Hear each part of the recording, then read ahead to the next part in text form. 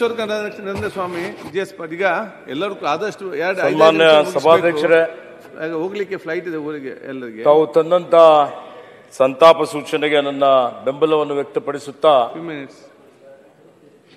ನಮ್ಮೆಲ್ಲರ ಅಚ್ಚುಮೆಚ್ಚಿನ ನಾಯಕರಾದಂಥ ಮಾನ್ಯ ಎಸ್.ಎಂ. ಕೃಷ್ಣರವರ ಬಗ್ಗೆ ನಿನ್ನೆ ನಾನು ಸ್ಮರಿಸಿಕೊಂಡಿದ್ದೆ. ಅನುಭವ ಮಂಟಪದ ಬಗ್ಗೆ ಮಾತಾಡ್ತಾ ಇರ್ತಕ್ಕಂಥ ಸಂದರ್ಭದಲ್ಲಿ 2002ರಲ್ಲಿ ಬಸ್ ಕಲ್ಯಾಣ ಅಭಿವೃದ್ಧಿ ಪ್ರಾಧಿಕಾರ ಮಾನ್ಯ ಎಸ್.ಎಂ. ಕೃಷ್ಣರವರು ಘೋಷಣೆ ಮಾಡಿದ್ದಾರೆ ಅಂತ ಹೇಳಿ, ಆದರೆ ಇವತ್ತು ನಸ್ಕಿನಲ್ಲಿ ಅವರು ನಮ್ಮಿಂದ ಅಗಲಿ ಹೋಗಿದ್ದಂಥದ್ದು ನನಗೆ ಅತ್ಯಂತ ನೋವಿನ ಸಂಗತಿಯಾಗಿದೆ. ಎಸ್.ಎಂ. ಕೃಷ್ಣರವರ ಬಗ್ಗೆ ಈಗಾಗಲೇ ಸಾಕಷ್ಟು ಜನ ಮಾತನಾಡಿದ್ದಾರೆ. ಅವರೊಬ್ಬ ಮುತ್ಸದ್ದಿ ರಾಜಕಾರಣಿ, ಒಬ್ಬ ದೂರದರ್ಶಿತ್ವ ಉಳ್ಳಂತ ರಾಜಕಾರಣಿ.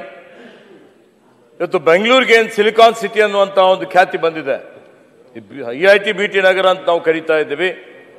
ಅದಕ್ಕೆ ಮುಖ್ಯ ಕಾರಣ ಅಂತ ಹೇಳಿದ್ರೆ ಶ್ರೇಯಸ್ಸು ಮಾನ್ಯ ಎಸ್.ಎಂ. ಕೃಷ್ಣರವರಿಗೆ ಸಲ್ತದೆ ಅನ್ನುವಂಥ ಮಾತನ್ನು ಹೇಳಲಿಕ್ಕೆ ಬಯಸ್ತಾ ಇದ್ದೀನಿ. ಹಾಗೆ ಇವತ್ತು ನಾವಿಂದ ಏನು ಅವರಿಂದ ಕಲಿಬೇಕಾಗಿದೆ ಅಂತ ಹೇಳಿದ್ರೆ, ಈಗಾಗಲೇ ಅವರಲ್ಲಿರುವಂಥ ಒಂದು ಸಹನೆ, ಅವರಲ್ಲೇನು ತಾಳ್ಮೆ ಇತ್ತು,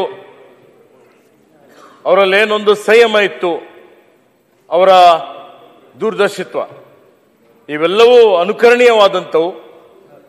ಮತ್ತೆ ಅವರ ಕಾರ್ಯಕಾಲದಲ್ಲಿ ಯಾವ ರೀತಿಯಲ್ಲಿ ಶಾಸಕರಾಗಿ, ಸಚಿವರಾಗಿ, ಉಪಮುಖ್ಯಮಂತ್ರಿಗಳಾಗಿ, KPCC ಅಧ್ಯಕ್ಷರಾಗಿ, ಮುಖ್ಯಮಂತ್ರಿಗಳಾಗಿ, ಸಭಾಧ್ಯಕ್ಷರಾಗಿ, ಇವತ್ತು ಸಂಸದರಾಗಿ, ರಾಜ್ಯಸಭೆ ಸದಸ್ಯರಾಗಿ, ಇವತ್ತು ಅವರು ವಿದೇಶಾಂಗ ಸಚಿವರಾಗಿಯೂ ರಾಜ್ಯ ಅಷ್ಟೇ ಅಲ್ಲ ರಾಷ್ಟ್ರೀಯ ನಾಯಕರಾಗಿ ಹೊರಹೊಮ್ಮಿ ದೇಶ ವಿದೇಶಗಳಲ್ಲಿ ತಮ್ಮದೇ ಆದಂಥ ರೀತಿಯಲ್ಲಿ ವಿಶೇಷ ಕೊಡುಗೆಯನ್ನು ಕೊಟ್ಟಿದ್ದಾರೆ.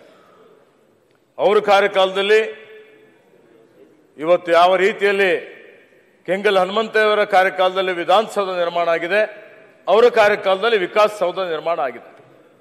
ಹೀಗಾಗಿ ಅವರಿಗೆ, ಯಾಕೆಂದ್ರೆ ಅವರಿಗೆ ಸ್ಮರಿಸುವಂತ ಒಂದು ಕೆಲಸ ಸರ್ಕಾರ ಮಾಡಬೇಕು. ಅದಕ್ಕೆ ಮಾನ್ಯ ಮುಖ್ಯಮಂತ್ರಿಗಳಲ್ಲಿ ನಾನು ವಿನಂತಿ ಮಾಡ್ತಾ ಇದ್ದೇನೆ, ಅವರ ಪುತ್ಥಳಿ ವಿಕಾಸ್ ಸೌಧ ಎದುರುಗಡೆ ಒಂದು ಪುತ್ಥಳಿ ಮಾಡಬೇಕು ಅವರಿಗೆ ಸ್ಮರಣೆಗಾಗಿ ಅಂತ ಹೇಳಿ ನಾನು ನನ್ನ ಪರವಾಗಿ ಅವರಿಗೆ ಹೃದಯಪೂರ್ವಕ ಶ್ರದ್ಧಾಂಜಲಿಯನ್ನು ಅರ್ಪಿಸುತ್ತಾ, ಭಗವಂತನು ಅವರ ಆತ್ಮಕ್ಕೆ ಶಾಂತಿ ಕೊಡಲಿ, ಅವರ ಅಗಲುವಿಕೆ ತಡ್ಕೊಳ್ಳಿಕ್ಕೆ ಅವರ ಬೆಂಬಲಿಗರಿಗೆ, ಅವರ ಪರಿವಾರದವರಿಗೆ ಶಕ್ತಿ ಕೊಡಲಿ ಅಂತೇಳಿ ಪ್ರಾರ್ಥಿಸಿ ನನ್ನ ಶ್ರದ್ಧಾಂಜಲಿಯನ್ನು ಅರ್ಪಿಸುತ್ತೇನೆ.